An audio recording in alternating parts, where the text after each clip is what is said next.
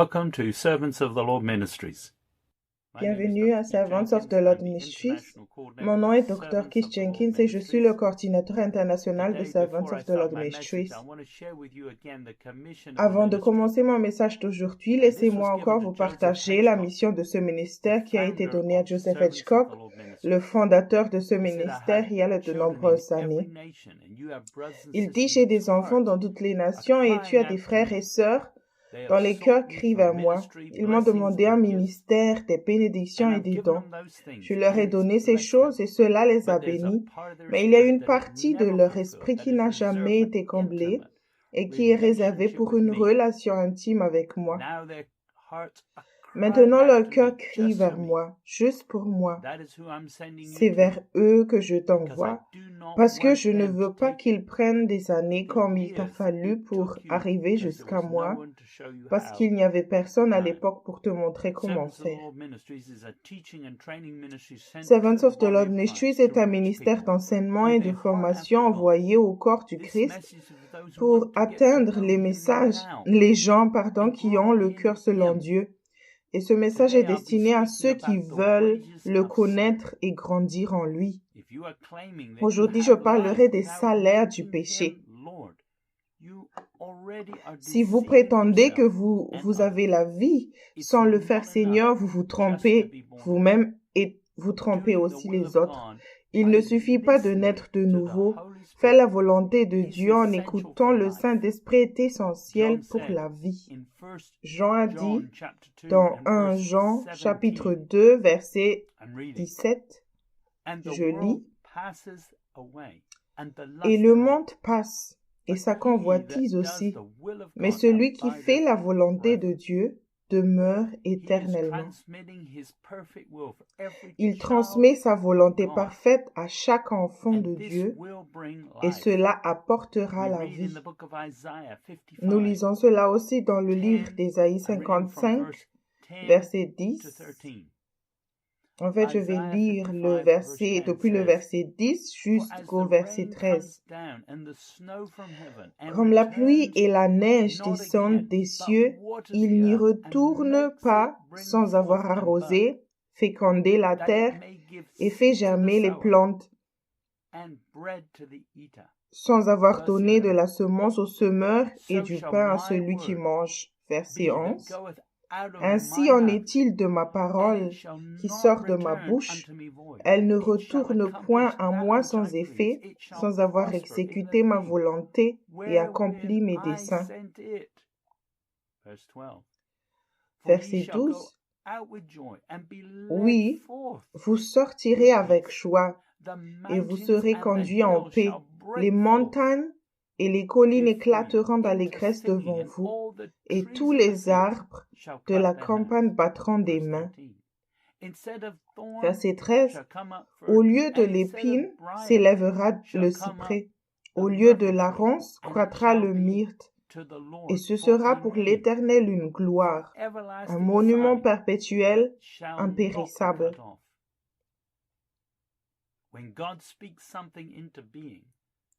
Lorsque Dieu fait quelque chose pour accomplir sa volonté parfaite sur la terre, vous pouvez en faire partie, moi aussi. Son plan est de faire en sorte que la terre soit parfaite et céleste. Nous lisons dans Jérémie, chapitre 29, verset 11, « Car je connais les projets que j'ai formés sur vous, dit l'Éternel, projets de paix et non de malheur, afin de vous donner un avenir et de l'espérance. » Dieu n'est pas la source du mal, mais les voies de Dieu sont parfaites et apportent la paix.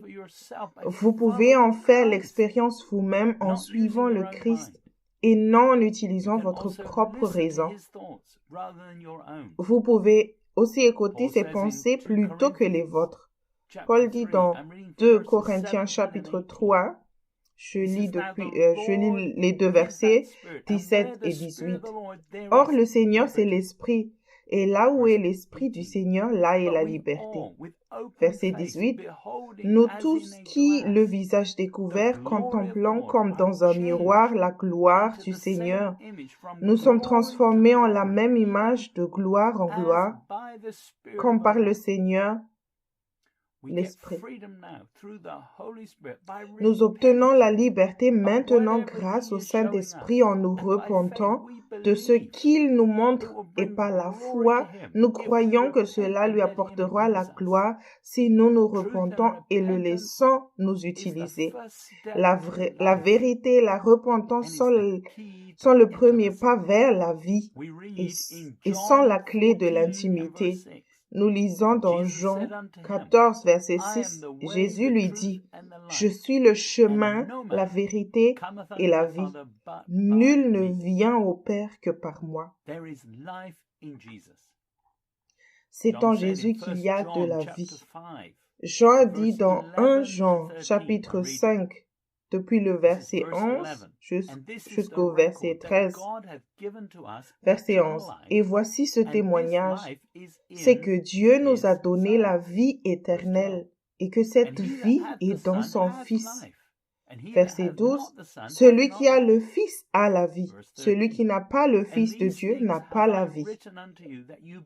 Verset 13, je vous ai écrit ces choses afin que vous sachiez que vous avez la vie éternelle, vous qui croyez au nom du Fils de Dieu. Jean écrit pour aider l'Église à croire au nom de Jésus. L'autorité de Jésus réside dans son nom. Et cela nous lisons encore dans Jean chapitre 20, verset 31. Mais ces choses ont été écrites afin que vous croyiez que Jésus est le Christ, le Fils de Dieu, et qu'en croyant, vous ayez la vie en son nom. Si vous croyez au nom de Jésus, vous ne faites rien sans lui demander en premier lieu.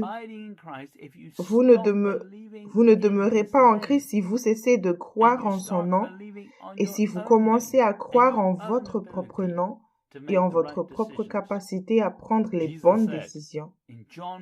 Jésus a dit dans Jean 15, verset 5, « Je suis le cep, vous êtes les sarments. Celui qui demeure en moi et en qui je demeure porte beaucoup de fruits, car sans moi, vous ne pouvez rien faire. »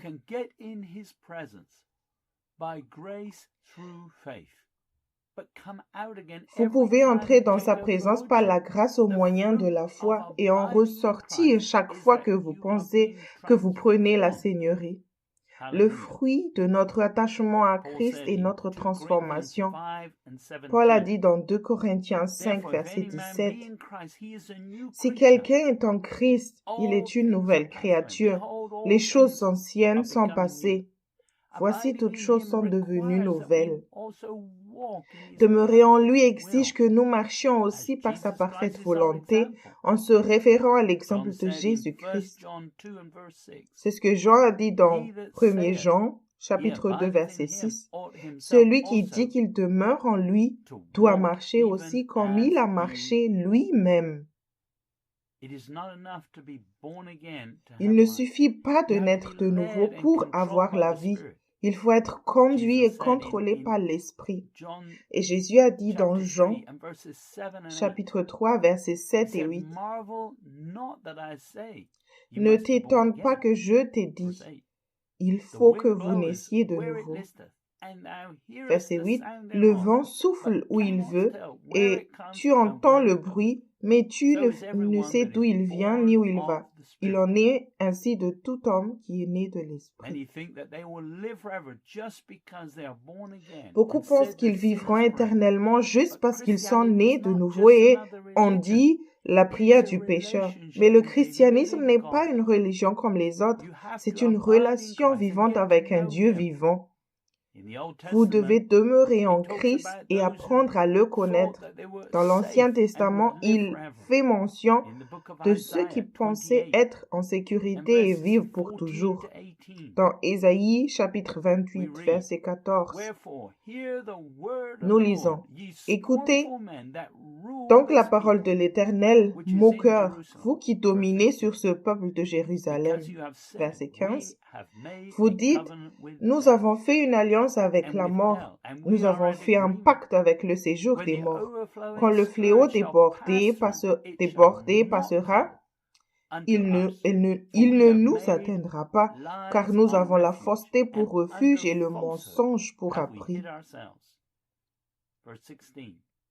Verset 16. C'est pourquoi ainsi parle le Seigneur, l'Éternel, voici, j'ai mis pour fondement en Sion une pierre éprouvée, une pierre angulaire de prix, solidement posée. Celui qui la prendra pour appui n'aura point hâte de fuir.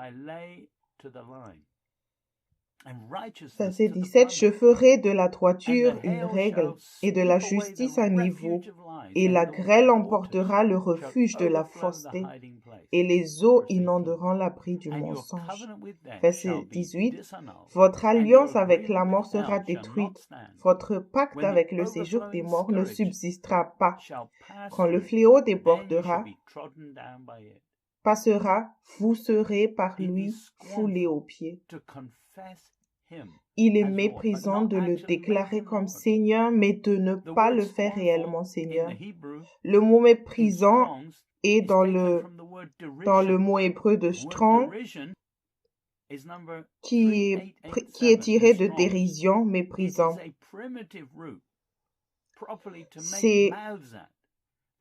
Il s'agit d'une racine primitive correctement pour faire de la bouche, c'est-à-dire pour se moquer, tout effort pour prononcer une langue étrangère, pour interpréter ou intercéder, ambassadeur, avoir en dérision, interprète avec une raillerie, moquerie, mépris.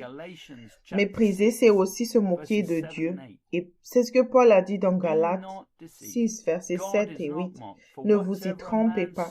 On ne se moque pas de Dieu. Ce qu'un homme aura semé, il le moissonnera aussi.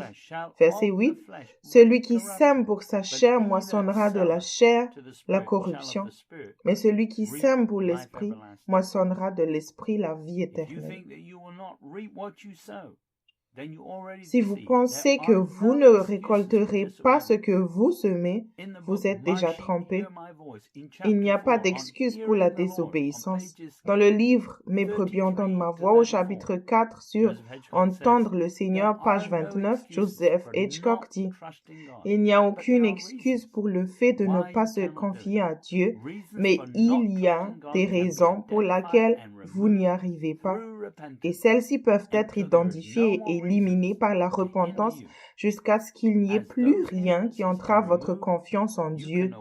Vous pourrez alors librement obéir à Dieu et faire ce qu'il vous a dit de faire.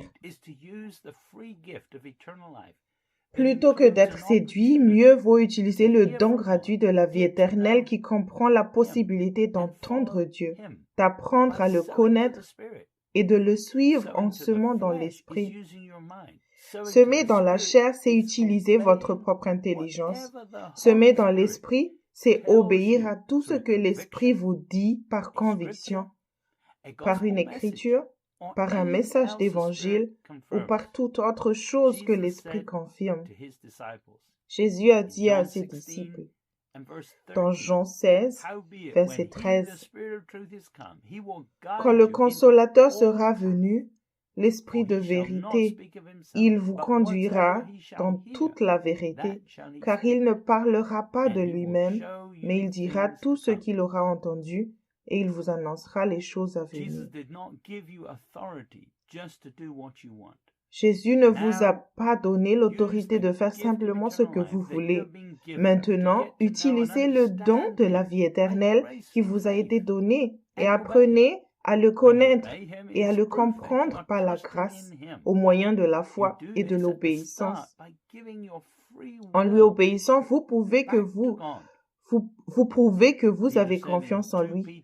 Vous le faites au début en redonnant votre libre arbitre à Dieu. Pierre a dit dans 2 Pierre 3, verset 14, « C'est pourquoi, bien-aimés, en attendant ces choses, appliquez-vous à trouver par lui sans tache et irrépréhensible dans la paix. »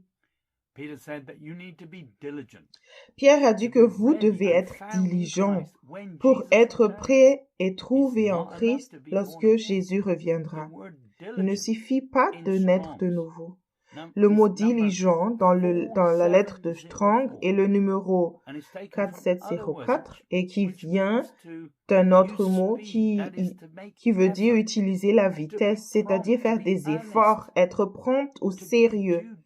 Faire de la diligence, être diligent, avancer, s'efforcer, travailler, même étudier.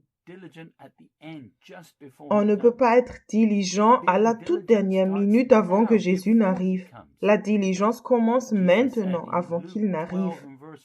Jésus a dit dans Luc 12, verset 40, « Vous aussi, tenez-vous prêts, car le Fils de l'homme viendra à l'heure où vous n'y penserez pas. » Jésus a également dit dans Luc 18, verset 8, « Je vous le dis, il leur fera promptement justice, mais quand le Fils de l'homme viendra, trouvera-t-il la foi sur la terre? » Tout le monde a besoin de foi quand il vient. Toutefois, son royaume est là maintenant. Ainsi, nous sommes censés vivre par la foi. C'est ce que Paul dit dans Hébreux 11, verset 6. Or, sans la foi, il est impossible de lui être agréable, car il faut que celui qui s'approche de Dieu croit que Dieu existe et qu'il est le rémunérateur de ceux qui le cherchent.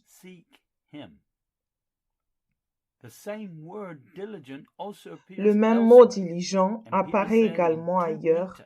Pierre a dit dans 2 Pierre chapitre 1, depuis le verset 3, je vais lire jusqu'au verset 11. 2 Pierre 1, verset 3.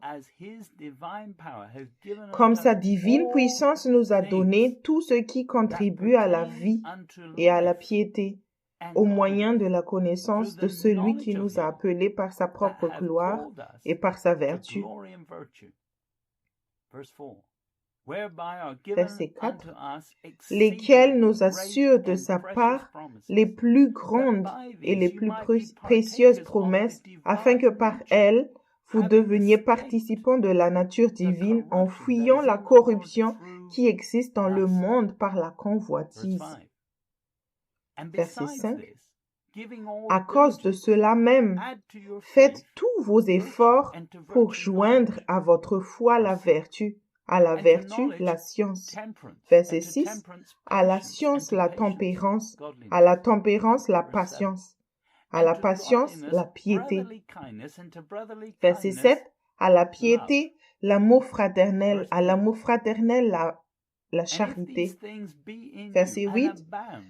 Car si ces choses sont en vous, et y sont avec abondance, elles ne vous laisseront point oisifs ni stériles pour la connaissance de notre Seigneur Jésus-Christ. Verset 9. Mais celui en qui ces choses ne sont point est aveugle. Il ne voit pas de loin et il a mis en oubli la purification de ses anciens péchés. Verset 10. C'est pourquoi, frères, appliquez-vous d'autant plus à affermir votre vocation et votre élection, car en faisant cela, vous ne broncherez jamais. Verset 11. C'est ainsi en effet que l'entrée dans le royaume était de notre Seigneur et Sauveur Jésus-Christ vous sera pleinement accordée. Si vous n'êtes pas diligent, vous finirez dans la chair.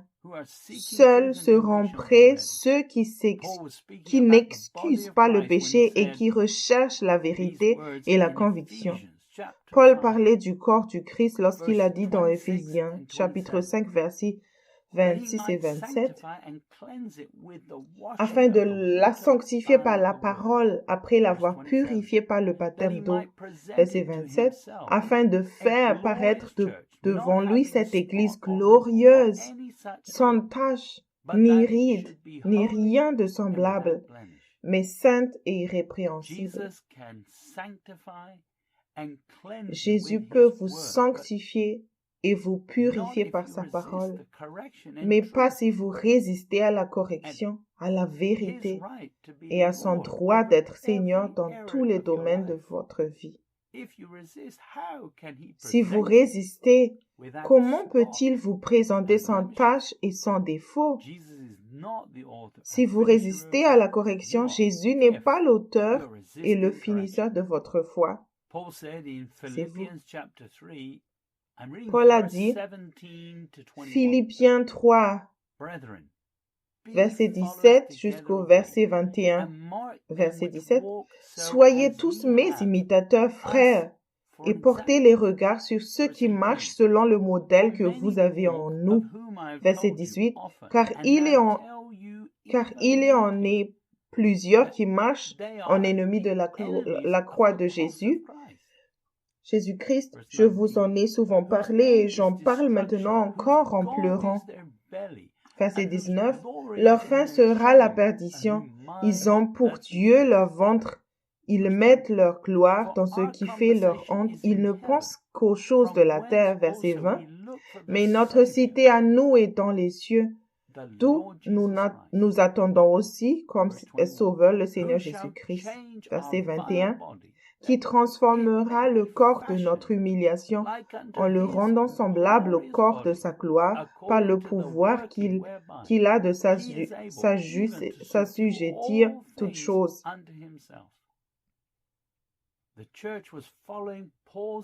Cette Église suivait l'exemple de Paul. Vous êtes peut-être déjà devenu un ennemi de la croix. Veuillez vous examiner maintenant. Selon ces points suivants, suivez-vous un exemple pieux? Numéro 2, votre ventre vous dicte-t-il et vous contrôle-t-il? Numéro 3, votre fierté est vaine et vous avez une fausse gloire de ce monde. Numéro 4, votre pensée est toujours sur des choses terrestres. Vous pouvez devenir un ennemi de la croix en ne vous reniant pas et en ne prenant pas votre croix chaque jour. Ne vous trompez pas vous-même et ne trompez pas les autres. Jésus a dit dans Luc 9, 23, puis il dit à tous, « Si quelqu'un veut venir après moi, qu'il renonce à lui-même, qu'il se charge chaque jour de sa croix et qu'il me suive. » Il est de votre responsabilité de vous soumettre à la correction si vous voulez qu'il vous présente comme faisant partie de sa glorieuse Église. Il ne vous présentera pas si vous essayez de vous présenter vous-même. Laissez-le être le Seigneur de votre vie maintenant et il vous donnera le pouvoir d'arriver à la maturité.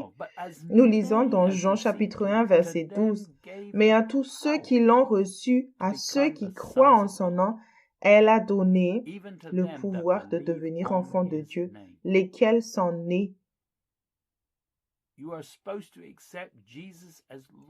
Vous êtes censé accepter Jésus comme Seigneur et Sauveur et non pas simplement répéter la prière du pécheur.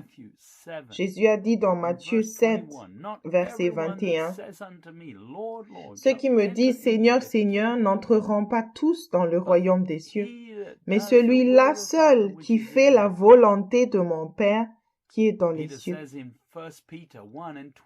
Et Pierre a dit aussi dans 1 Pierre 1, verset 23, « Puisque vous avez été régénérés, non par une semence corruptible, mais par une semence incorruptible, par la parole vivante et permanente de Dieu. » La parole ne changera pas. Si vous voulez être sauvé, vous ne devez pas vous écarter de cette parole de Dieu que Dieu vous donne. L'iniquité commence lorsque vous vous écartez de la vérité pour obtenir ce que vous voulez dans ce monde.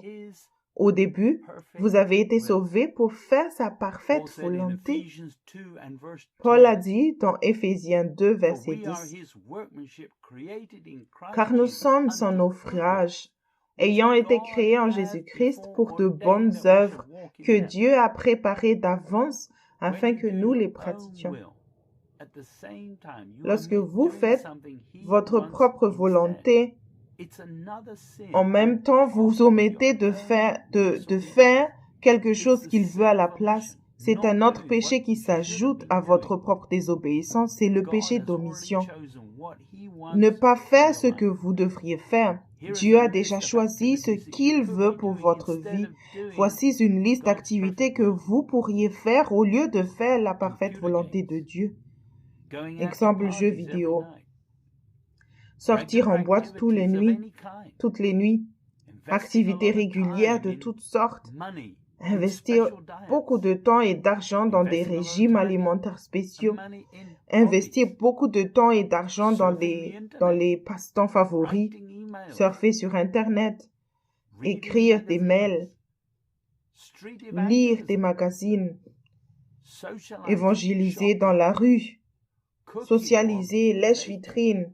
Cuisiner ou faire la pâtisserie. Penser trop ou rêver en plein jour. Chercher à plaire aux gens tout le temps. Se rencontrer fréquemment avec quelqu'un que Dieu n'a pas ordonné. Passer beaucoup de temps à papoter. Je vous conseille de vérifier en quoi vous investissez autant de votre temps. Paul a dit dans Philippiens 4, verset 5, « Que votre douceur soit connue de tous les hommes.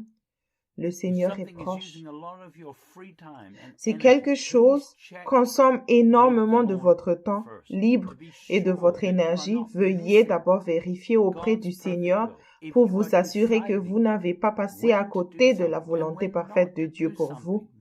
Si vous décidez quand faire quelque chose et quand ne pas le faire, c'est déjà incorrect. Paul a dit dans Galates 5, verset 13, « Frères, vous avez été appelés à la liberté. Seulement ne faites pas de cette liberté un prétexte de vivre selon la chair, mais rendez-vous par la charité, serviteurs les uns des autres. » Il vous a été donné de choisir librement Jésus comme votre Seigneur et de lui rendre votre libre arbitre. Vous avez maintenant une liberté en Christ et c'est une liberté de faire tout ce que le Saint-Esprit confirme. Le plan de Dieu peut comprendre de nombreuses activités. Salomon a dit dans Ecclésiaste, chapitre 3, verset 1, « Il y a un temps pour tout, un temps pour toutes choses sous les cieux. » Dans votre propre raisonnement, vous pouvez passer trop de temps à faire quelque chose en dehors de la volonté de Dieu. Certaines personnes ne savent pas quand s'arrêter. Vous pourriez même être en train de servir dans le ministère quand Dieu dit qu'il est temps d'aller passer du temps avec votre femme ou de vous reposer. Paul a dit dans 1 Timothée 4, verset 8, « Exerce-toi à la piété, car l'exercice corporel est utile à peu de choses, tandis que la piété est utile à tout, ayant la promesse de la vie présente et de celle qui est à venir. » Ce ne sont là que quelques exemples. Tout ce qui est contraire à la volonté parfaite de Dieu pour votre vie est péché, même si cette activité ne semble pas nuisible ou même si elle semble bonne. C'est quand même un péché si ce n'est pas l'esprit qui dirige. Dans la chair, vous commettez toujours le péché, que vous désobéissez délibérément ou que vous fassiez quelque chose de bon au lieu de faire la meilleure chose que Dieu a pour vous.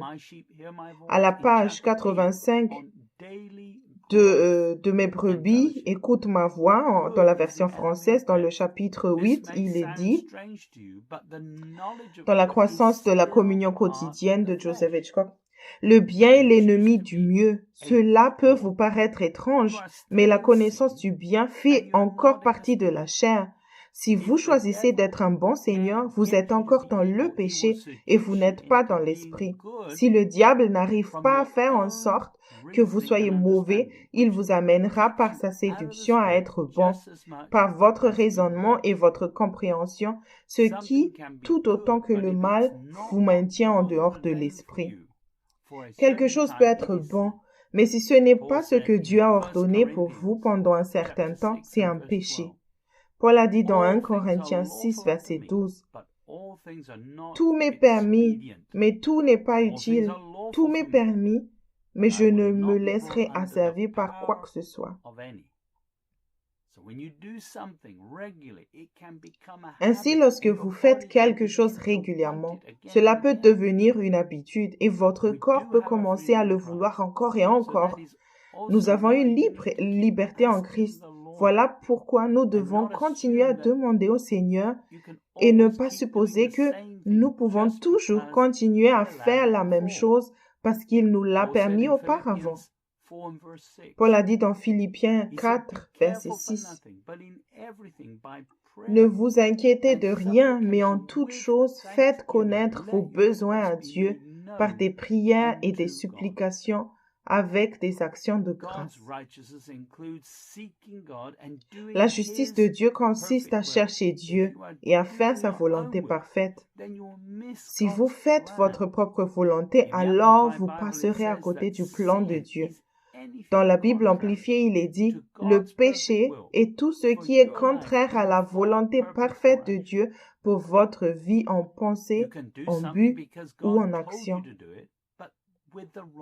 Vous pouvez faire quelque chose parce que Dieu vous a dit de le faire, mais avec un mauvais motif. Vous pouvez obéir à Dieu, mais au mauvais moment. Vous pouvez essayer aussi d'obéir à Dieu avec la mauvaise raison. Tout ce qui n'est pas confirmé par le Saint-Esprit est un péché.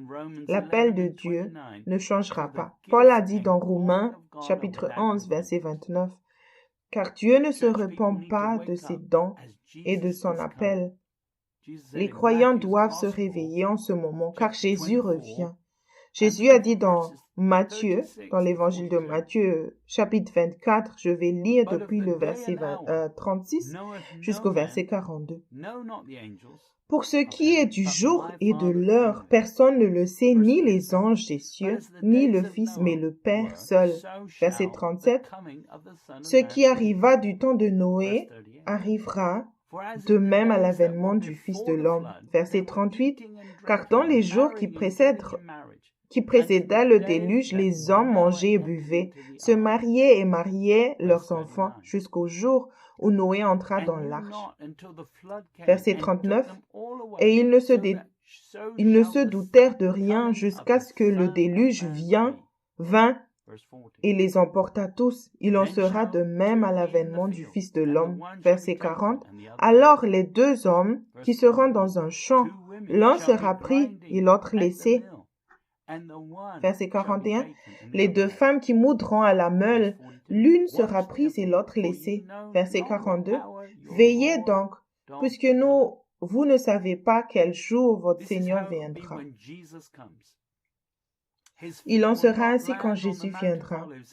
Ses pieds ne se poseront pas sur le mont des Oliviers comme lors de la seconde venue. Quelques années plus tard, il n'y aura pas d'avertissement. Il faut s'attendre à ce que les gens mangent et boivent à nouveau après la fin de la crise actuelle. Ils feront aussi du pain pour les nécessiteux. Dans certains endroits, la fabrication du pain pourrait revenir à des méthodes plus traditionnelles. Selon certaines informations, le pain sera plus difficile à trouver au Royaume-Uni cette année. Si vous n'êtes pas prêt à ce moment-là, vous serez laissés derrière. Jésus a dit dans Matthieu 24, 44, « C'est pourquoi vous aussi tenez-vous prêts car le Fils de l'homme viendra à l'heure où vous n'y penserez pas. » Pierre a également dit dans 2 Pierre 3, verset 9, « Le Seigneur ne tarde pas dans l'accomplissement de la promesse, comme quelques-uns le croient, mais il use de patience envers vous, ne voulant pas qu'aucun périsse, mais voulant que tous arrivent à la repentance. » Verset 10. Le jour du Seigneur viendra comme un voleur en ce jour. Les cieux passeront avec fracas, les éléments embrasés se dissoudront, et la terre avec les œuvres qu'elle renferme sera consumée. Verset 11. Puisque donc toutes ces choses doivent se dissoudre, qu'elles ne doivent pas être la sainteté de votre conduite et votre piété. Verset 12. Tandis que vous attendez et hâtez l'avènement du jour de Dieu, à cause duquel les cieux enflammés se dissoudront et les éléments embrasés se fondront. Verset 13. Mais nous attendons, selon sa promesse, de nouveaux cieux et une nouvelle terre, où la justice habitera. Il veut que tout le monde parvienne à la repentance. Dieu prolonge le temps pour donner à chacun une chance d'être sauvé. Jésus a dit dans Jean, chapitre 3, verset 16, « Car Dieu a tant aimé le monde qu'il a donné son Fils unique, afin que quiconque croit en lui ne périsse point, mais qu'il ait la vie éternelle. » Croire en lui ne signifie pas seulement dire une courte prière. Cela signifie que vous le faites, Seigneur, et que vous commencez à changer les choses qu'il veut. Le temps est venu d'obtenir le pardon en confessant votre péché. Le repentir est disponible dès maintenant, alors que vous êtes encore ici sur cette terre. Pierre a dit dans Actes chapitre 2, verset 40, et par plusieurs autres paroles, il les conjurait et les exhortait, disant, « Sauvez-vous de cette génération perverse. » Vous pourriez être surpris de savoir pourquoi certains pécheurs vivent plus longtemps. C'est parce que Dieu leur accorde plus de temps pour se repentir avant de mourir. Dieu décide du nombre de jours dont vous disposez sur cette terre. Nous lisons cela dans Job 14, verset 5. « Si ces jours sont fixés, si tu as compté ces mois, si tu as marqué le terme qu'il ne saurait franchir. » Seul Dieu peut déterminer le moment où vous devez vous repentir et ce qui est nécessaire pour accomplir votre mission sur terre. Paul a dit dans Actes, chapitre 20, verset 24, « Mais je ne fais pour moi-même aucun cas de ma vie, comme si elle m'était précieuse, pourvu que j'accomplisse ma course avec joie et le ministère que j'ai reçu du Seigneur Jésus, d'annoncer la bonne nouvelle de la grâce de Dieu. » Peut-être que vous êtes surpris de voir pourquoi certains saints meurent pour leur foi et rentrent plus tôt chez le Seigneur. Par leur mort, il est fort probable qu'ils ont achevé leur course parce qu'ils n'ont pas renié le Christ face à de graves persécutions. Paul a dit à l'Église dans 1 Thessaloniciens 4, verset 13, « Nous ne voulons pas, frères, que vous soyez dans l'ignorance au sujet de ceux qui dorment, afin que vous ne vous affligiez pas comme les autres qui n'ont point d'espérance. » Verset 14, « Car si nous croyons que Jésus est mort et qu'il est ressuscité, croyons aussi que Dieu ramènera par Jésus et avec lui ceux qui sont morts. » Certains petits sont morts pour la foi, mais Paul a dit qu'ils seront revus parce qu'ils n'ont pas renié Jésus et sont morts pour leur foi. Il dit cela aussi dans 2 Timothée 2, verset 12. « Si nous persévérons, nous régnerons aussi avec lui. Si nous le renions, lui aussi nous reniera. » Dieu a décidé de juger le monde en dernier. Paul a dit dans les Hébreux 9, verset 27. « Et comme il est réservé aux hommes de mourir une seule fois, après quoi vient le jugement. Ceci afin que chacun ait la meilleure opportunité maintenant de le choisir et de le faire Seigneur avant de mourir. Vous devez être fidèles jusqu'à la fin. » Nous lisons dans Ézéchiel chapitre 18, je vais lire depuis le verset 20 jusqu'au verset 21. Verset 20. L'âme qui pêche, c'est celle qui mourra. Le fils ne portera pas l'iniquité de son père, et le père ne portera pas l'iniquité de son fils. La justice du juste sera sur lui, et la méchanceté du méchant sera sur lui. Verset 21. Si le méchant revient de tous les péchés qu'il a commis, s'il observe toutes mes lois et pratique la droiture et la justice, il vivra, il ne mourra pas. Verset 22. Toutes les transgressions qu'il a commises seront oubliées. Il vivra à cause de la justice qu'il a pratiquée. Verset 23. Ce que je désire, est-ce que le méchant meure, dit le Seigneur, l'Éternel. N'est-ce pas qu'il change de conduite et qu'il vive? Verset 24. Si le juste se détourne de sa justice et commet l'iniquité, s'il imite toutes les abominations du méchant, vivra-t-il? Toute sa justice sera oubliée, parce qu'il s'est livré à l'iniquité et au péché. À cause de cela, il mourra.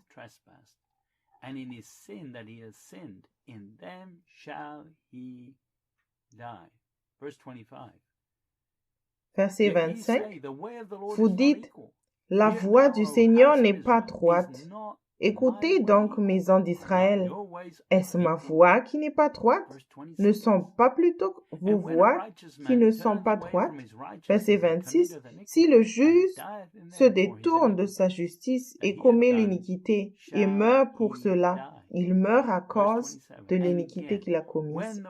Verset 27, si le méchant revient de sa méchanceté et pratique la droiture et la justice, il fera vivre son âme.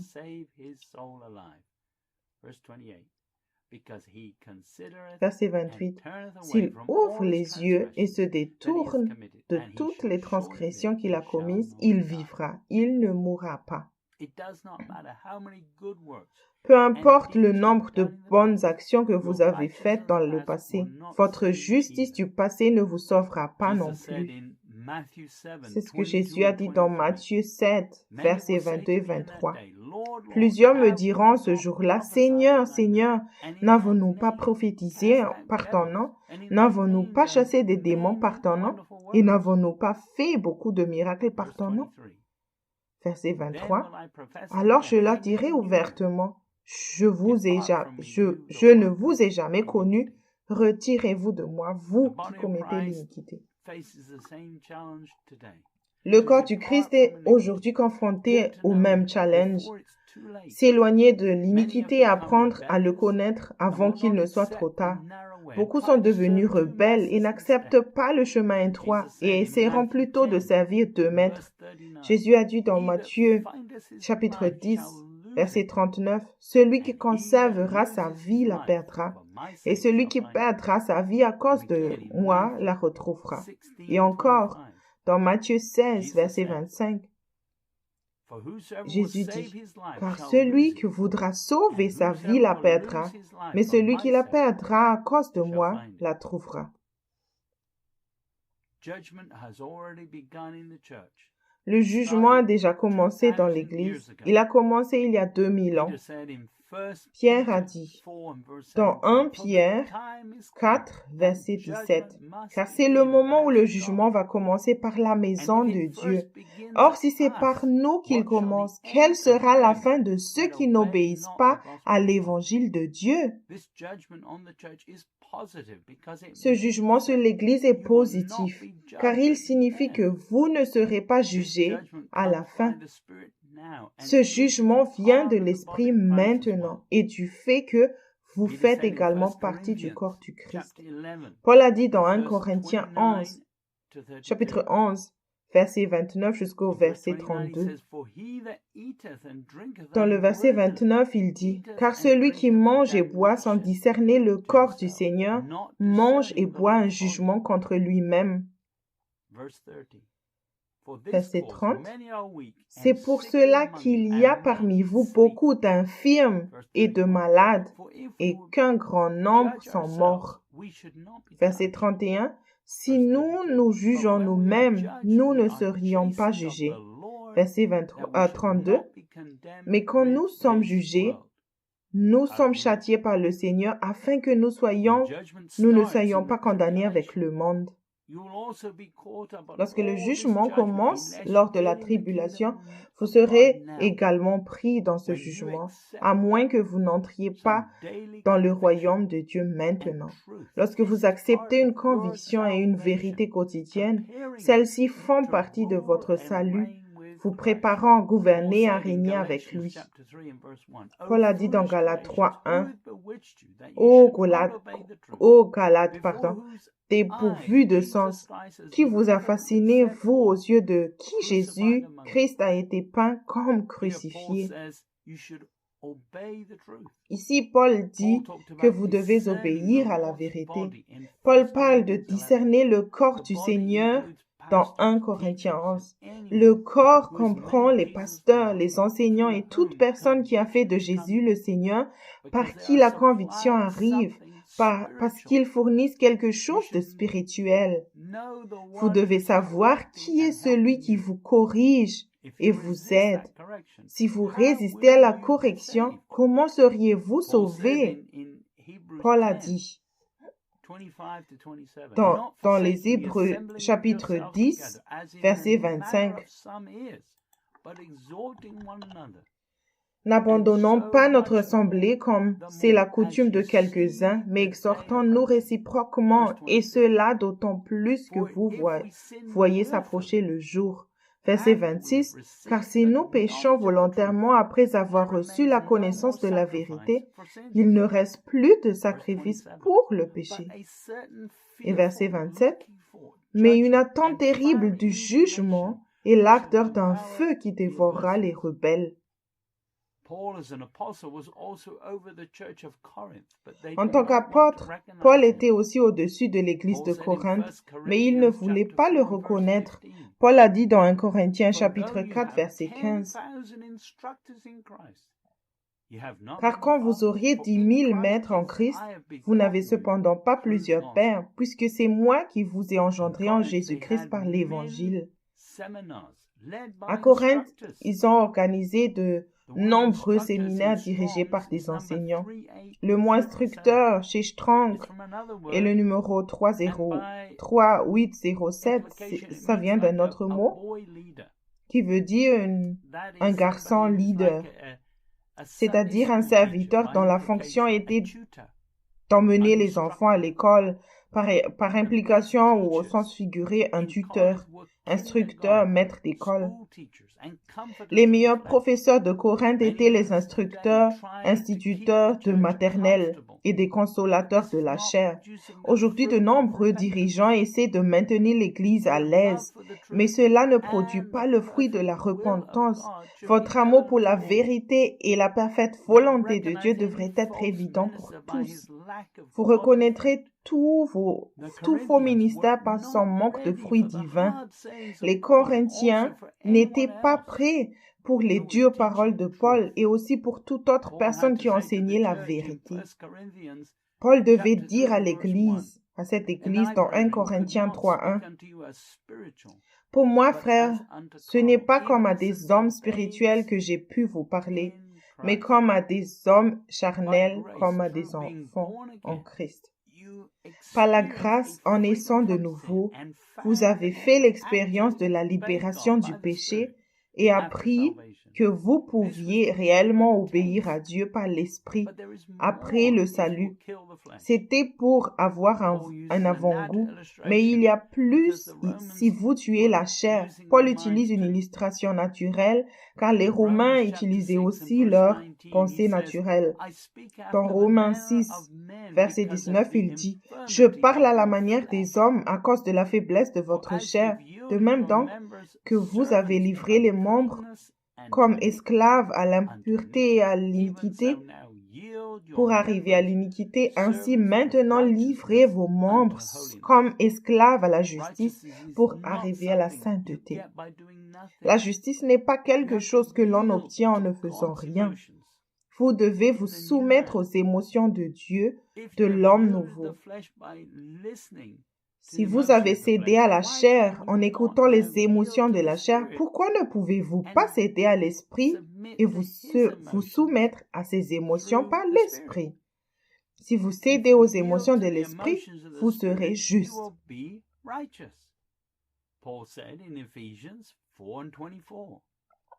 Paul a dit dans Éphésiens 4, verset 24, « Et à revêtir l'homme nouveau, créé selon Dieu dans une justice et une sainteté que produit la vérité. » Les gens croient qu'ils ne vont pas mourir maintenant, qu'ils sont nés de nouveau. Cependant, Paul a dit, Romains 6, verset 23, « Car le salaire du péché, c'est la mort, mais le don gratuit de Dieu, c'est la vie éternelle en Jésus-Christ notre Seigneur. » Dans la Bible amplifiée, nous lisons, « Le salaire du péché est la mort, mais le temps gratuit de la vie éternelle par ou en union avec Jésus-Christ notre Seigneur. Selon Paul, si vous péchez, vous serez payé. C'est un paiement exact. La mort spirituelle est immédiatement à cause du péché, et si vous ne vous repentez pas, vous finirez par mourir physiquement. La parole de Dieu ne ment pas et ne peut être changée, mais vous pouvez mourir au péché.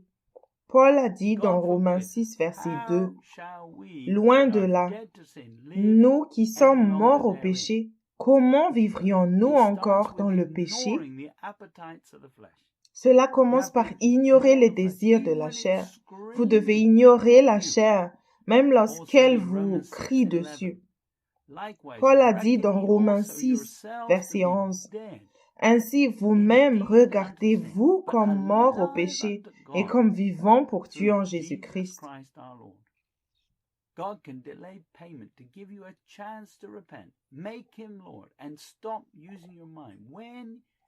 Dieu peut retarder le paiement pour vous donner une chance de vous repentir, de le rendre Seigneur et de cesser d'utiliser votre raisonnement. Lorsque vous cessez de pécher, les conséquences du péché peuvent disparaître. C'est la seule façon de ne pas récolter ce que vous semez. C'est ce que Paul dit dans Romains 8, 13. « Si vous vivez selon la chair, vous mourrez. Mais si par l'esprit, vous faites mourir les actions du corps, vous vivrez. » Beaucoup d'enfants de Dieu nés de nouveau mourront avant leur temps, non pas à cause du jugement de Dieu, mais à cause de leur chair. Paul a dit dans Galates 5, verset 16, « Je dis donc, marchez selon l'esprit et vous n'accomplirez pas les désirs de la chair. » L'Église d'aujourd'hui a ses propres enseignements sur la restauration rapide basés sur un verset pris hors de contexte pour donner un peu d'encouragement afin que les gens puissent continuer à faire ce qu'ils veulent et ne se sentent pas mal à l'aise. C'est plus comme une solution temporaire à la dépression ou à la peur de l'incertitude, plutôt que la conviction, le repentir et la correction avec un espoir glorieux basé sur la vie dans son glorieux royaume maintenant. Si vous vivez dans son royaume maintenant et obéissez à l'Esprit, pourquoi ne pas gouverner et régner avec lui quand il viendra? Jésus a enseigné cela à propos de ceux qui servent dans son royaume maintenant sur cette terre. Nous lisons dans Luc, chapitre 19, verset 13 jusqu'au verset 27. C'est dans l'évangile de Luc, chapitre 19. Je commence par le verset 13. Il appela 10 de ses serviteurs, leur donna 10 000 et leur dit, « Faites-les valoir jusqu'à ce que je revienne. » Verset 14. Mais ses concitoyens le haïssaient et ils envoyèrent une ambassade après lui pour dire, « Nous ne voulons pas que cet homme règne sur nous. » Verset 15. Lorsqu'il fut de retour, après avoir été investi de l'autorité royale, il fit appeler auprès de lui les serviteurs auxquels il avait donné l'argent afin de connaître comment chacun l'avait fait valoir. Verset 16. Le premier vint et dit, « Seigneur, ta mine a rapporté 10 000. » Verset 17. Il lui dit, « C'est bien, bon serviteur, parce que tu as été fidèle en peu de choses, reçois le gouvernement de 10 villes. » Verset 18. Le second vint et dit, « Seigneur, ta mine a produit 5 000. » Verset 19. Et il lui dit, « Toi aussi sois établi sur 5 villes. » Verset 20. Un autre vint et dit, « Seigneur, voici ta mine que j'ai gardée dans un linge. » Verset 21. Car j'avais peur de toi, parce que tu es un homme sévère. Tu prends ce que tu n'as pas déposé et tu moissonnes ce que tu n'as pas semé. Verset 22. Il lui dit, « Je te juge sur tes paroles, méchant serviteur. Tu savais que je suis un homme sévère. prenant ce que je n'ai pas déposé et moissonnant ce que je n'ai pas semé. Verset 23. Pourquoi donc n'as-tu pas mis mon argent dans une banque afin qu'à mon retour, je le retirasse avec un intérêt? Verset 24. Puis il dit à ceux qui étaient là, ôtez-lui la mine et donnez-la à celui qui a les 10 mines. Verset 25. Ils lui dirent, Seigneur, il a 10 mines. Verset 26. Je vous le dis, on donnera à celui qui a, mais à celui qui n'a pas, on ôtera même ce qu'il a.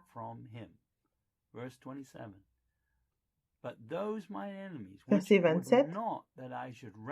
Au reste, amenez ici mes ennemis qui n'ont pas voulu que je règne sur eux et tuez-les en ma présence. Seuls 3 des serviteurs sont revenus à Jésus avec un rapport honnête. Les autres étaient en rébellion silencieuse, c'est-à-dire 7 sur 10 qui devaient être abattus juste là devant Jésus. C'est un taux de 30% qui sont venus à Jésus. Les autres se cachaient et se rebellaient. Beaucoup ne croient pas que cela va arriver. Être fidèle implique l'utilisation du don de la vie éternelle et de ne pas fonctionner avec son propre intellect dans les affaires d'entendre le Seigneur en tout domaine. Paul a dit dans 1 Timothée, chapitre 6, verset 12, « Combat le bon combat de la foi, saisis la vie éternelle, à laquelle tu as été appelé et pour laquelle tu as fait une belle confession en présence d'un grand nombre de témoins. » Lorsque vous utilisez le don de la vie éternelle, les gens qui vous entourent verront que vous demandez à Dieu toute chose et que vous obtenez de la réponse. Cela devient votre témoignage. Vous pouvez témoigner que vous ne saviez pas quoi faire, mais que vous avez simplement obéi au Saint-Esprit et récolté la vie. Jésus a également donné cette parabole du semeur dans Matthieu, chapitre 13, verset 5. Je vais lire depuis le verset 5 jusqu'au verset 9. Une autre partie tomba dans les endroits pierreux, où elle n'avait pas beaucoup de terre. Elle leva aussitôt, parce qu'elle ne trouva pas un sol profond. Verset 6. Mais quand le soleil parut, elle fut brûlée et sécha, faute de racines. Verset 7. Une autre partie tomba parmi les épines montèrent et l'étouffèrent. Verset 8. Une autre partie tomba dans la bonne terre. Elle donna du fruit, un grain 100, un autre 60, un autre 30. Verset 9. Que celui qui a des oreilles pour entendre, entende.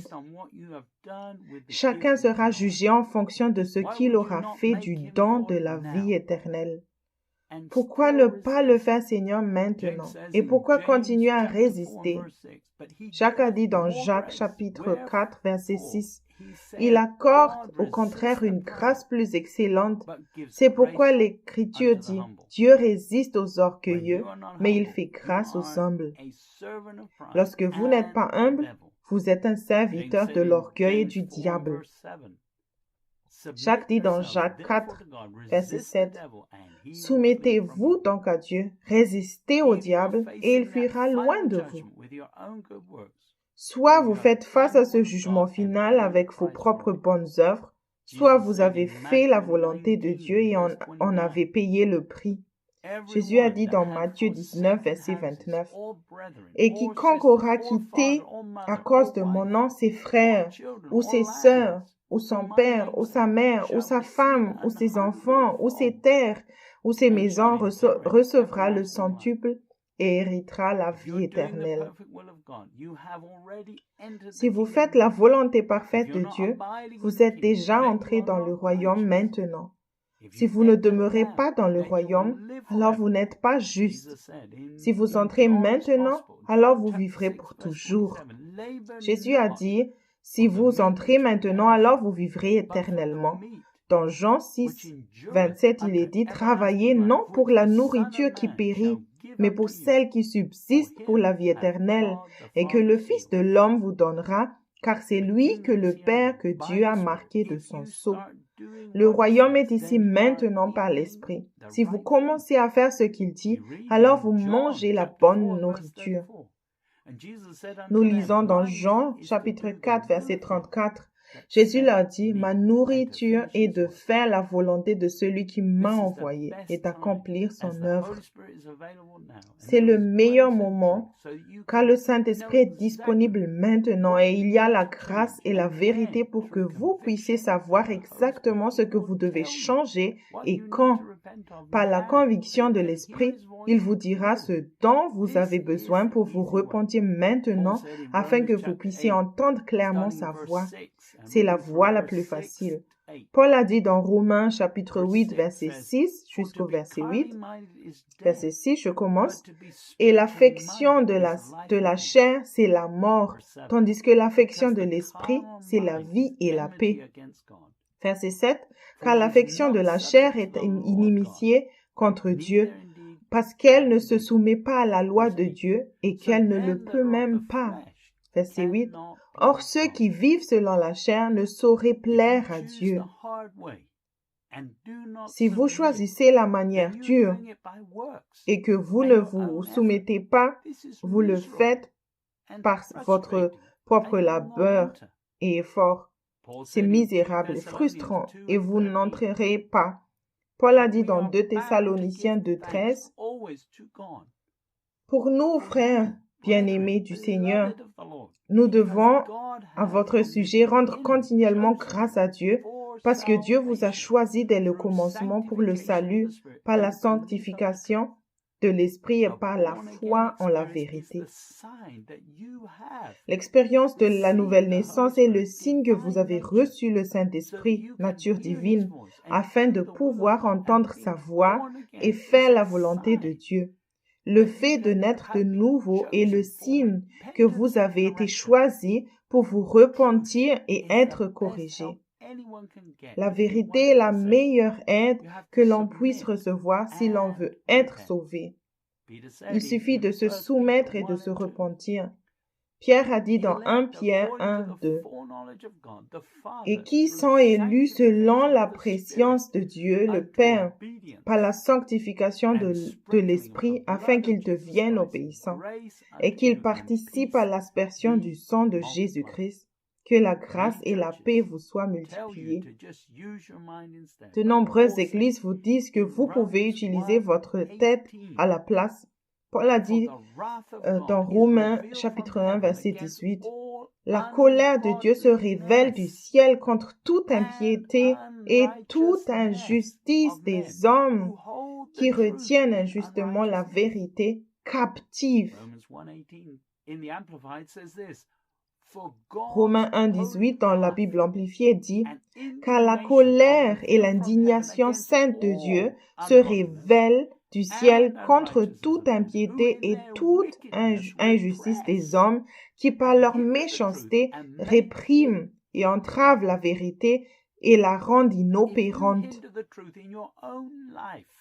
Si vous empêchez la vérité dans votre propre vie ou dans la vie de quelqu'un d'autre, vous êtes impie, injuste et méchante.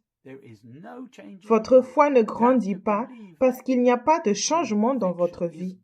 Vous devez croire que la correction est bonne et qu'en s'y soumettant, il vous aidera à vous préparer.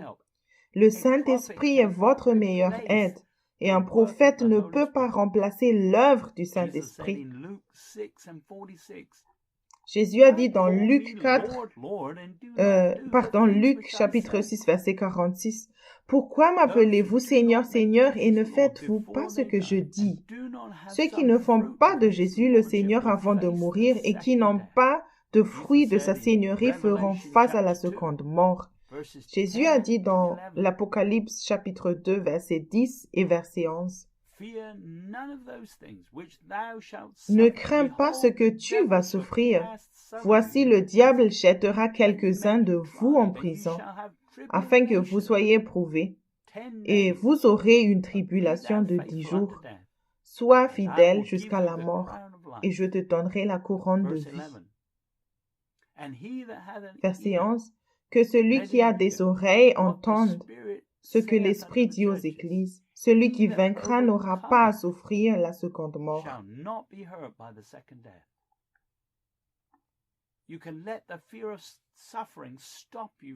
Vous pouvez laisser la peur de la souffrance vous empêcher d'emprunter le chemin étroit.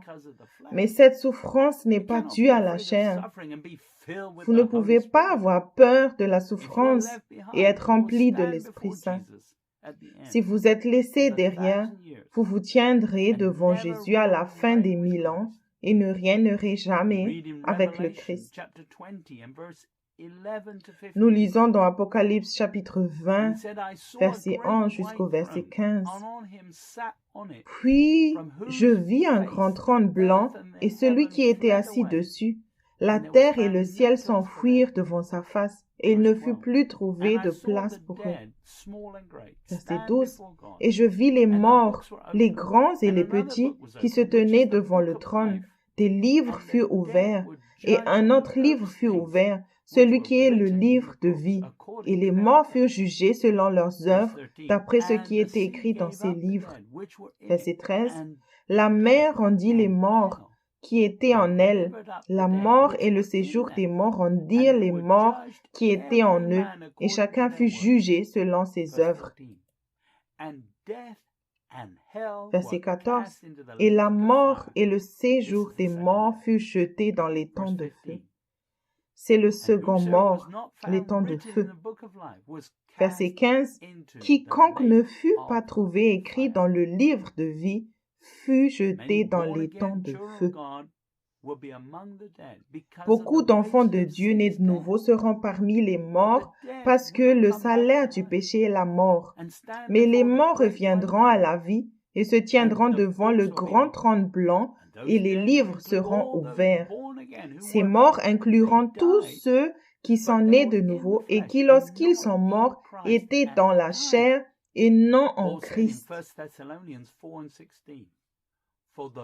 Paul dit dans 1 Thessaloniciens 4,16 « Car le Seigneur lui-même a un signal donné, à la voix d'un archange et au son de la trompette de Dieu descendra du ciel, et les morts en Christ ressusciteront premièrement. » Ceux qui seront confrontés au jugement final espéreront que leur nom ne sera pas effacé en raison d'une seule prière qu'ils ont dite il y a de nombreuses années. Cependant, Jésus a dit, dans l'Apocalypse chapitre 3 verset 5, « Celui qui vaincra sera revêtu ainsi de vêtements blancs. Je n'effacerai point son nom du livre de vie, et je confesserai son nom devant mon Père et devant ses anges. » La meilleure stratégie est d'être un plus que vainqueur maintenant. Votre nom ne sera pas effacé si vous surmontez le péché et le diable, et vous ferez partie de la première résurrection. Nous lisons dans Apocalypse 20, versets 5 et 6. Les autres morts ne revinrent point à la vie jusqu'à ce que les 1000 ans fussent accomplis. C'est la première résurrection. Verset 6. Heureux et saints ceux qui ont part à la première résurrection. La seconde mort n'a point de pouvoir sur eux, mais ils seront sacrificateurs de Dieu et de Christ, et ils régneront avec lui pendant 1000 ans. Ceux qui ont fait de lui leur Seigneur et qui tiennent sa parole vaincront la chair et le diable et ne mourront pas. Jean a dit dans 1 Jean 2, verset 14, « Je vous écris, Père, parce que vous avez connu celui qui est dès le commencement. Je vous ai écrit, jeunes gens, parce que vous êtes forts et que la parole de Dieu demeure en vous et que vous avez vaincu le malin. Le moment est venu de compter les coups. Regardons la tentation de Jésus et ce que le diable a offert à Jésus. » Nous lisons cela dans Luc 4. C'est l'évangile de Luc, chapitre 4, verset 2. Je vais lire depuis le verset 2 jusqu'au verset 14. Nous commençons par le verset 2. « Où il fut tenté par le diable pendant 40 jours, Il ne mangea rien durant ces jours-là, et après qu'ils furent écoulés, il eut faim. Le diable lui dit, « Si tu es fils de Dieu, ordonne à cette pierre qu'elle devienne du pain. »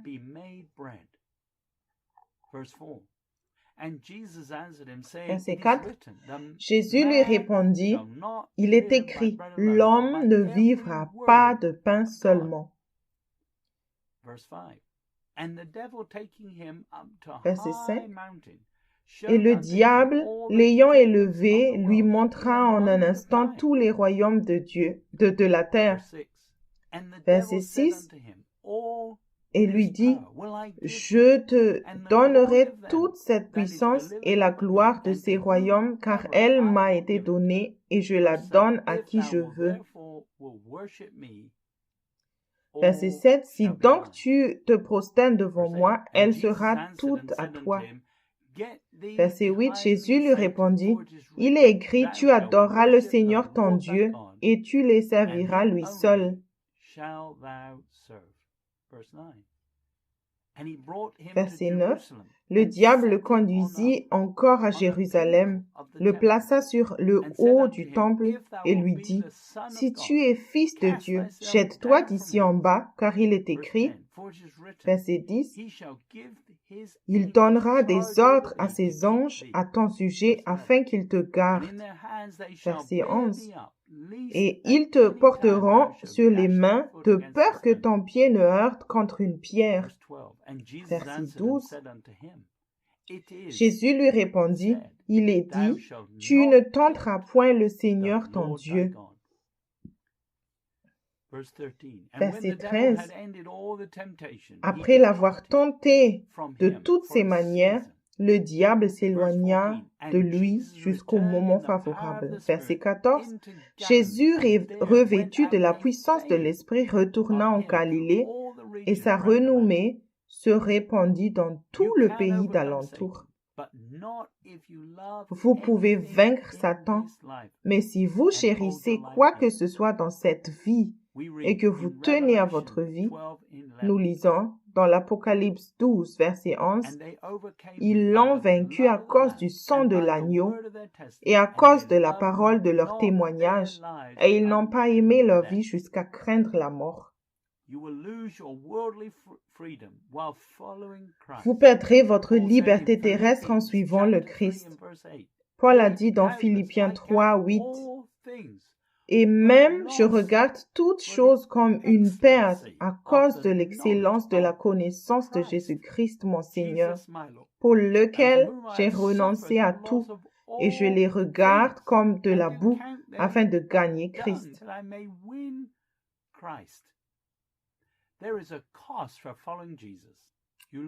Il y a un prix à payer pour suivre Jésus. Vous perdez la liberté naturelle de choisir ce que vous voulez, mais gagnez la liberté spirituelle du péché grâce à sa seigneurie. Vous perdez les choses temporelles pour suivre le Christ, mais gagnez le Christ et les récompenses éternelles à la place. Vous pouvez aussi perdre la pensée charnelle, mais gagnez la pensée spirituelle lorsque votre esprit est renouvelé. Vous devez vous occuper de votre chair en la réuniant et en la tuant, mais pas sans l'aide de la puissance du Saint-Esprit. Vous devez vous repentir régulièrement jusqu'à ce que vous atteigniez la stature de la plénitude du Christ, mais vous n'avez pas observé la loi. Vous devez vous soumettre à quelqu'un qui fait véritablement partie du corps du Christ, ce que Dieu confirme, mais vous serez en fait libre. Vous devez être discipliné et corrigé par ceux qui vous supervisent, mais c'est ainsi que vous devenez un fils de Dieu et non pas un fils illégitime. Vous perdez une vie confortable, mais vous obtenez le consolateur, le Saint-Esprit avec vous pour toujours. Vous serez toujours dans une bataille, mais vous êtes plus que vainqueur par le Christ. Vous serez persécuté pour être devenu pieux, mais vous serez le sel et la lumière du monde entier. Vous devez compter le coût. Jacques a dit à l'Église, dans Jacques chapitre 5, verset 3 jusqu'au verset 5. Nous commençons par le verset 3. Votre or et votre argent sont rouillés, et leur rouille s'élèvera en témoignage contre vous, et dévorera vos chairs comme un feu. Vous avez amassé des trésors dans les derniers jours. Verset 4. Voici le salaire des ouvriers qui ont moissonné vos champs, et dont vous les avez frustrés. Cris et les cris des moissonneurs sont parvenus jusqu'aux oreilles du Seigneur des armées.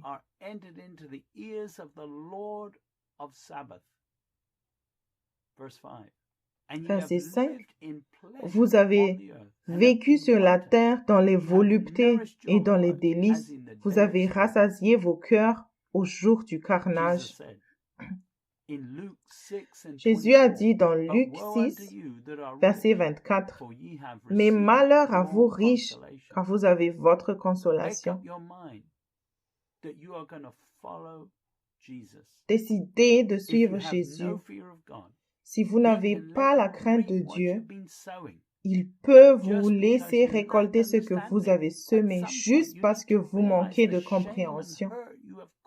À un moment donné, vous devez prendre conscience de la honte et du mal que vous avez causé. Et peut-être par ce biais arriverez-vous à vous repentir. Il peut aussi vous guérir complètement. Mais vous devez comprendre que le péché est très grave et que vous devez arrêter de pécher. Le psalmiste dit, Psaume 46, versets 10 et 11, « C'est lui qui a fait cesser les combats jusqu'au bout de la terre. Il a brisé l'arc et il a rompu la lance. Il a consommé par le feu les chars de guerre. » Verset 11.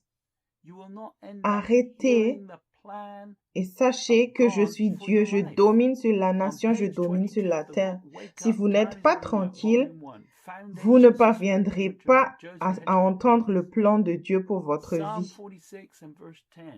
À la page 22 du livre Réveillez-vous, le temps touche à sa fin, volume 1, Fondation pour une maturité spirituelle de Joseph Hitchcock. Le psaume 46, 10a est une simple instruction. Si tu lui obéis, il changera ta vie. Le mot be-still ou rester tranquille en français dans le psaume de Strong est le numéro 7503. Une racine primitive qui veut dire se détendre, se calmer, cesser, consommer, dessiner, échouer, s'évanouir, être faible, abandonner, être oisif, partir ou encore moins aller, descendre, rester, être tranquille, être paresseux, être faible. Être tranquille signifie aussi relâcher sa propre emprise sur ce qui doit être fait. Il est important que vous consultez d'abord Dieu. Le diable veut que vous fassiez tout rapidement pour que vous manquiez le détail et que vous ne fassiez pas la volonté de Dieu. Dans la gestion du projet, ils définissent le parcours critique. Si quelque chose n'est pas sur le parcours critique, alors le fait de ne pas le faire à temps n'entraînera pas le retard sur la durée totale du projet. Cependant, si une activité se trouve sur le parcours critique et retardée, vous finirez par retarder le projet également. Si vous retardez une activité dans un projet, elle se retrouvera de toute façon sur le parcours critique. Dieu sait ce qui doit être fait et quand même, si cela semble inutile, vous devez donc faire les choses qu'il dit pour finir votre course. Si vous voulez faire la volonté de Dieu, vous devez faire les choses au bon moment et rester en accord avec le Seigneur. Il y a un temps et un lieu pour tout. Il peut faire une exception puisqu'il est le Seigneur de tout et faire ces changements s'il est le Seigneur de votre vie. Mais vous devez toujours l'écouter et faire les choses quand il vous dit le faire. À la page 22 du livre Réveillez-vous, volume 1, Fondation pour une maturité spirituelle de Joseph Hitchcock, il écrit Certains des mots qui définissent tranquille encore sans s'atténuer, cesser, se relâcher, rester, être encore. Vous devez apprendre à cesser de vos propres œuvres et à vous taire devant votre Père. Le mot savoir comprend ce qui suit: connaître correctement, vérifier en voyant, utiliser dans divers sens, y compris l'observation, le soin, la reconnaissance, reconnaître, connaître. C'est dans le Strong numéro 3045. Dieu veut que vous viviez personnellement une relation intime avec lui. Vous ne pouvez pas vivre la vie chrétienne si vous n'aimez pas la vérité et la conviction. L'expérience de la nouvelle naissance est un signe que vous avez été choisi pour la sanctification. Ne résistez pas à ce processus. Paul dit clairement que nous allons mourir si nous continuons dans la chair. Et encore, dans Romains 6,16, ne savez-vous pas qu'en vous livrant à quelqu'un comme esclave pour lui obéir, vous êtes esclave de celui à qui vous obéissez, soit du péché qui conduit à la mort, soit de l'obéissance qui conduit à la justice. Paul a dit à l'Église que le salaire du péché est la mort. Être tranquille en Christ mettra à nu les mensonges par le Saint-Esprit de la vérité qui vous libérera du péché. La vérité est rare et la révélation du péché est si précieuse. Ayez donc toujours votre carnet à portée de main si vous voulez sauver votre âme.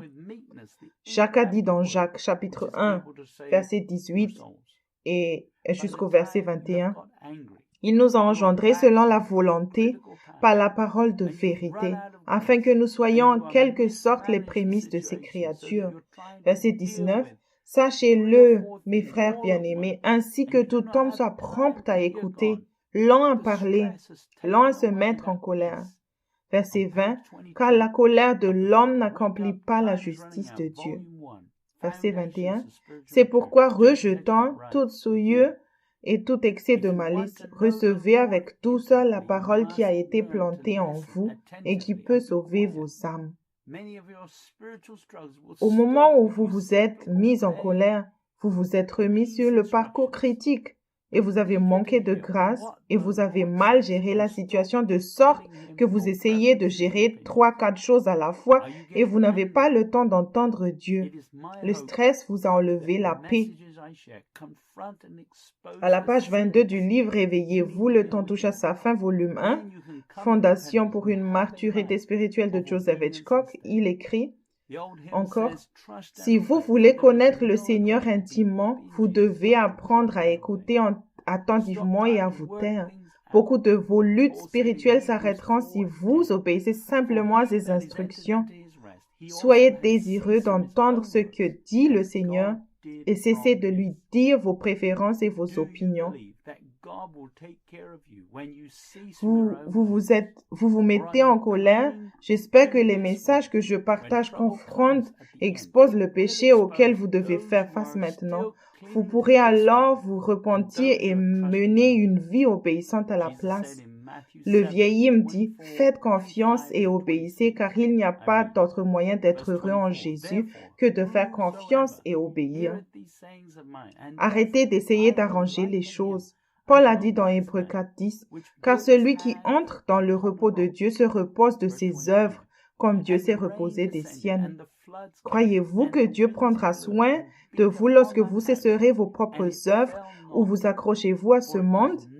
Lorsque les ennuis arriveront à la fin, cela exposera tous ceux qui s'accrochent encore à ce monde et tous ceux qui se confient en lui.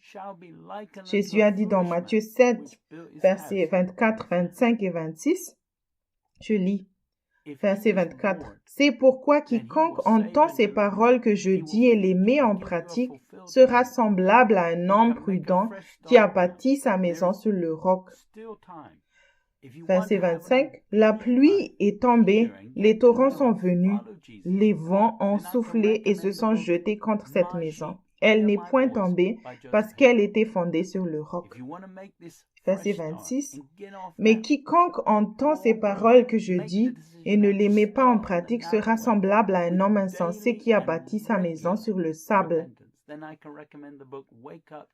S'il est votre Seigneur, alors il vous sauvera et vous délivrera et il vous nourrira et vous donnera la vie de plénitude. Vous pouvez prendre un nouveau départ dès maintenant. Il est encore temps.